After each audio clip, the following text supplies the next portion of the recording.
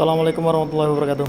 Oke ya, kita tidak lama lagi akan memutuskan memilih para wakil rakyat kita yang legislatif ataupun leader kita di satu negara ini, Indonesia Raya. Ya, jadi kita akan lihat kalau kita mau ngulik terus keburukannya ya bisa dibuat-buat gitu ya. Kita lihat saja sesuatu hal yang bukan lip service ini khususnya ya. Paslon 1. Jadi Bapak Anies Baswedan dan Bapak Muhaimin ya.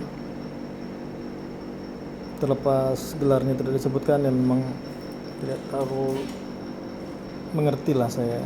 Tapi dua karakter ini mereka memiliki mengedepankan ya semuanya baik ya, paslon 1, 2, 3 itu. Dari sisi Pak Anies Baswedan dengan sekian banyak cara penyampaiannya yang memang tidak ada yang menafikan baik ya penyampaiannya, dengan dia punya pengetahuan ataupun pendidikan, jadi ya sesuai lah seperti itu ya dalam sisi orasi ataupun dari sisi jejak dia kepemimpinannya lebih kurangnya ya itu sudah ada ya. Entah itu dari sisi menjadi menteri ataupun menjadi gubernur seperti itu. Jadi dengan kata lain ini orang kenapa bisa didukung karena ada kebaikannya dan ada sisi dalam sisi leader itu dipercaya. So nggak ada masalah itu dipilih gitu ya. Kita lihat paslon nomor 2 Bapak Prabowo dan Mas Gibran ya. Terlepas yang satunya apapun itu ya, dalam sisi kelumit pengusungannya seperti itu apapun itu, kita lihat dari sisi baiknya. Pak Prabowo begitu gigih bagaimana dia untuk menjadi seorang leader dalam suatu nama yang namanya presiden ya. Ya kalau kita ngomong presiden itu memang tetap jabatan ya. Tapi kita melihat kegigihan beliau itu yang harusnya dicontoh. Ya. Beliau punya modal dari sisi finansial ataupun dari sisi penjiwaannya seperti itu, karakternya, dan dengan kata lain kita lihat bisa ada konkretnya ya.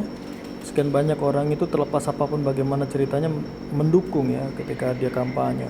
Dengan kata lain terlepas kekurangan dan kelebihan beliau tadi, beliau patut kita jadikan contoh ya, ataupun juga wakilnya seperti itu. Terlepas semuanya butuh proses kan, seperti itu.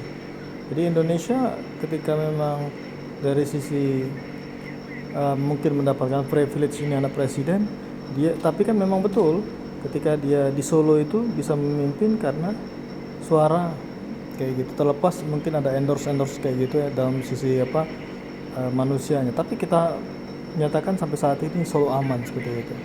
Paslon nomor 3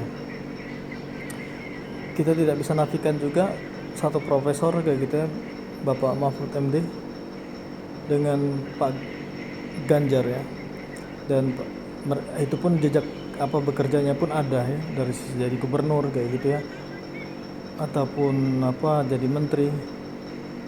Jadi mereka orang hebat semuanya, makanya anak ketum suatu partai pun malah tidak diusung seperti itu karena mungkin kalah pamor ya.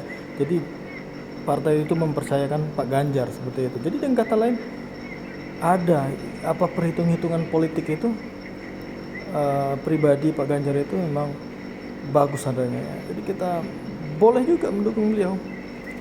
Permasalahannya kalau Anda semuanya memilih 3 paslon itu nggak sah suaramu. Mikir.